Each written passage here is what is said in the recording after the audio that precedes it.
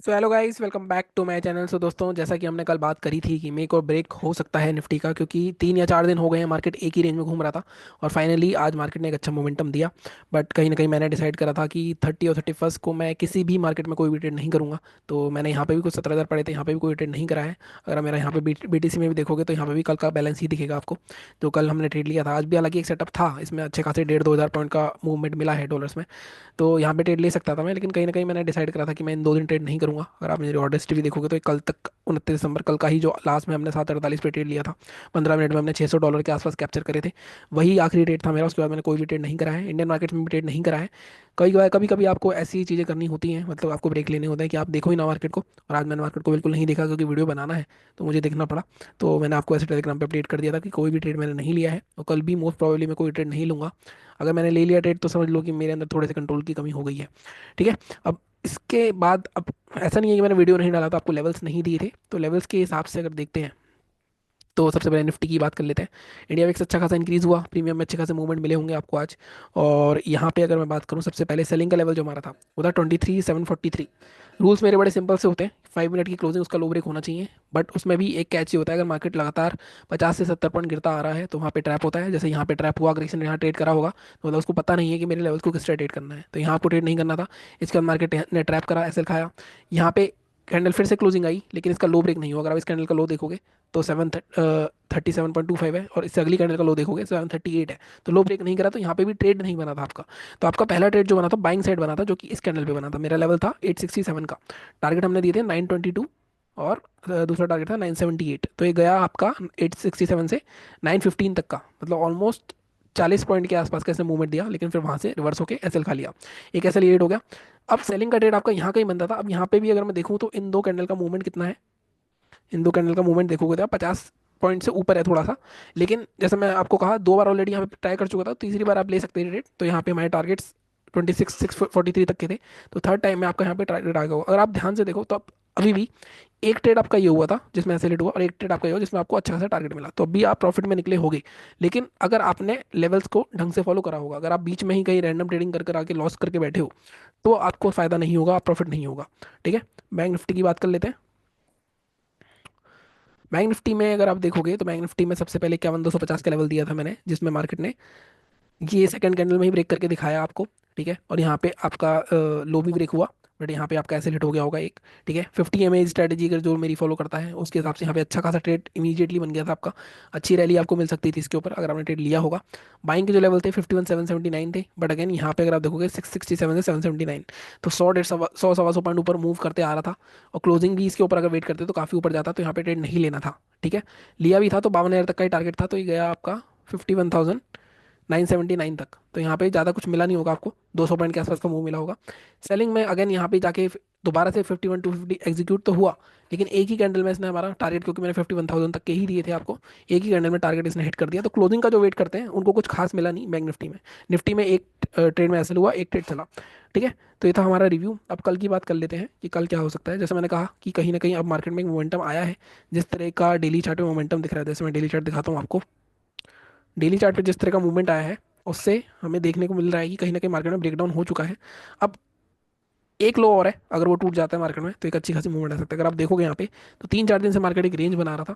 इस रेंज का जो लोएस्ट पॉइंट था 23,650 के आसपास ही था। अब मार्केट ने क्लोजिंग 23,650 के आसपास ही दी है। ये वाला जो लो है ना इस कैंडल का, ये वाली जो बड़ी सी कैंडल है 23,537, ये बहुत इंपॉर्टेंट है। देखो मुझे ऐसा लगता है एक्सपायरी तक ये 23,500 के ऊपर ही रखेंगे। परसों जो एक्सपायरी होगी, परसों बृहस्पतिवार को जो एक्सपायरी होगी हमारी, अगर वो टूटती है, ये मेजर मेजर सपोर्ट्स आसपास ही है। अगर आप देखो यहाँ पे एक 23,500 के आसपास सपोर्ट है, इसके बाद नीचे जाओगे तो 23,284 है। तो ये 250 पॉइंट के आसपास मार्केट में फ्री भी मिल सकते हैं हमें, बट मुझे लगता है एक्सपायरी 23,500 के आसपास ही होनी चाहिए। तो कल के लिए अगर हमें ट्रेड प्लान बनाना है तो आज का जो लो है हमारा, आज का लो है आपका 23,599। तो आज भी ज़्यादा कुछ मिलेगा नहीं आपको। अगर आप 23,590 भी लेते हो, तब भी आपको 23,500 मतलब 70 80 पॉइंट के टारगेट के लिए आप जा सकते हो। अब मैं इसको आपको अच्छे से 15 मिनट के चार्ट पर अगर समझाऊँ, तो 15 मिनट के चार्ट पर अगर हम देखें तो जैसा मैंने कहा 23,589 तो लो के पास तो बिल्कुल ऑब्वियस हो जाएगा, तो थोड़ा सा आप दोगे, थोड़ा सा इसमें आप बफर दोगे, 23,580 मान सकते हो। तो 23,500 तक के टारगेट, क्योंकि यहाँ पे मार्केट रिवर्स जरूर करना चाहिए। ये ब्रेक हो जाता है तब 23,250 तक के टारगेट खुल जाएंगे। बट इंट्राडे के लिए अगर आपको 80 पॉइंट मिल रहे हैं, अगर आप ज़्यादा से ज़्यादा मैक्सिमम मैं बोलूँगा आप 23,480 अस्सी तक ले लेना, 23,480। यहाँ पे एक बार नीचे जाके तो यहाँ पे 100 पॉइंट के आसपास मिल सकते हैं आपको निफ्टी में। अगर ये 480 के ऊपर क्लोज सस्टेन करता है 500 के नीचे तो 284 भी आ सकता है। कल आएगा परसों आएगा वो उसका कुछ कह नहीं सकते, लेकिन ऐसा हो सकता है। ठीक है, बाइंग करनी है आपको अगर, तो बाइंग के लिए देखो ये रेंज बना रखी है मार्केट ने, तो यहाँ पे दिक्कत बड़ी होने वाली है। बाइंग के लिए फिर भी आपका जो लेवल है वो जो मार्केट ने ये आज का स्विंग तोड़ा था 23,750 के आसपास का, या 23,760 मान लो, 23,775 50 ईएमए के ऊपर ही बाय हो सकता है, उससे पहले नहीं हो सकता। टारगेट आपका रहेगा इस केस में 831 तक का पहला टारगेट रख सकते हो आप।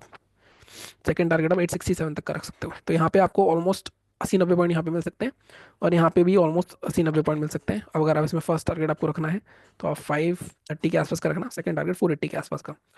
ठीक है, तो ये थे निफ्टी के लेवल्स। मैं बात करता हूँ बैंक निफ्टी के बारे में। बैंक निफ्टी में आप लोग ट्रेड कर रहे हो, आप मेरे को ये जरूर बताना कमेंट में, क्योंकि प्रीमियम बहुत ज़्यादा हाई है तो मुझे समझ में नहीं आ रहा कौन इसमें ट्रेड कर रहा है अब। मतलब मैं तो नहीं कर रहा हूँ बैंक निफ्टी में। एक्सपायरी पे मंथली एक्सपायरी होती है तो वहाँ कर सकते हो, या आप आधे महीने बाद कर सकते हो, वहाँ पे प्रीमियम जब थोड़े से 400-500 की रेंज में आ जाए। ठीक है, अब यहाँ पे देखो, यहाँ पे बैंक निफ्टी में बहुत स्ट्रॉन्ग कैंडल बनाई है नेगेटिव।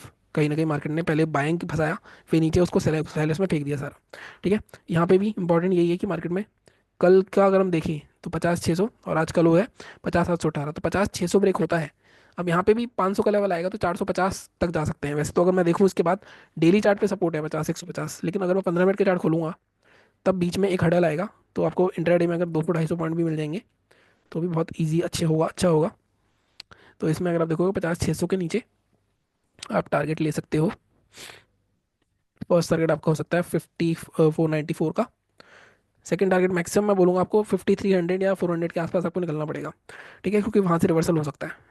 बाइंग अगर करनी है तो बाइंग के लिए लेवल अच्छा है। अगर यहाँ देखो एक इस तरह का एक डब्लू पैटर्न बन सकता है, ये वाला जोन जो है हमारा 50-150 का। तो यहाँ पे हम 50-150 का लेवल ले सकते हैं, या ये जो कैंडल का हाई है ये हम ले सकते हैं। नहीं, 50 ही लेते हैं, 51,000। ठीक है, 51,171 का लेवल रखेगा। और टारगेट हमारे रह सकते हैं 373 तक के। इसमें फर्स्ट टारगेट रखना है तो 50 तक का ले लेना, 253, 250 थोड़ा सा ऊपर 268, और सेकंड टारगेट 51,366। तो ये लेवल्स काम करने चाहिए कल। इसके बीच में अगर आप करोगे तो 50 की कोई स्ट्रैटेजी मिले आपको तो उस हिसाब से ट्रेड कर सकते हो। अभी तक मैंने इस साल की कोई स्ट्रैटेजी नहीं डाली है, मैं हर साल आपके लिए एक नई स्ट्रैटेजी डे डालता हूँ। तो मैं सोच रहा हूँ अभी कि क्या है उसमें। एक स्ट्रैटेजी है तो सही मेरे पास, बट अभी तक मैं पूरी टेस्ट नहीं कर पाया हूँ उसको। तो लेट्स सी, जैसी पूरी टेस्ट होगी तब मैं आपको भेजूंगा। और शायद न्यू ईयर से मैं थोड़ा सा कैपिटल बढ़ा के भी ट्रेड करने वाला हूँ अपना, मतलब शायद मैं बीटीसी में, मतलब पूरा तो नहीं कह रहा, शायद 90% में बीटीसी में लॉक कर दूंगा। मतलब यहाँ 2,500 दिख रहा है, अभी $334 दिख रहे हैं। तो यहाँ पे $1.85 के आसपास का होता है। अगर मैं आपको दिखाऊँ, $1.85 लेते हैं, तो यहाँ पे शायद मैं लाख रुपए डालूंगा। और इसमें भी सेम लाख रुपए के आसपास में कैपिटल से ट्रेड करने वाला हूँ। ये नया अकाउंट ही खोला था मैंने, इसमें भी मैंने एक नया अकाउंट खोला है, मतलब मेरे नाम से नहीं है, वो मेरी मम्मी के नाम से है, तो वहाँ पे ट्रेड करूँगा शायद मैं। तो जैसा भी होगा आपको अपडेट कर दूंगा। टेलीग्राम चैनल पे सारी अपडेट्स मिलती हैं आपको, तो वो सब्सक्राइब कर लेना, चैनल को भी सब्सक्राइब कर लेना। मिलता हूँ अगले वीडियो में। Thank you so much.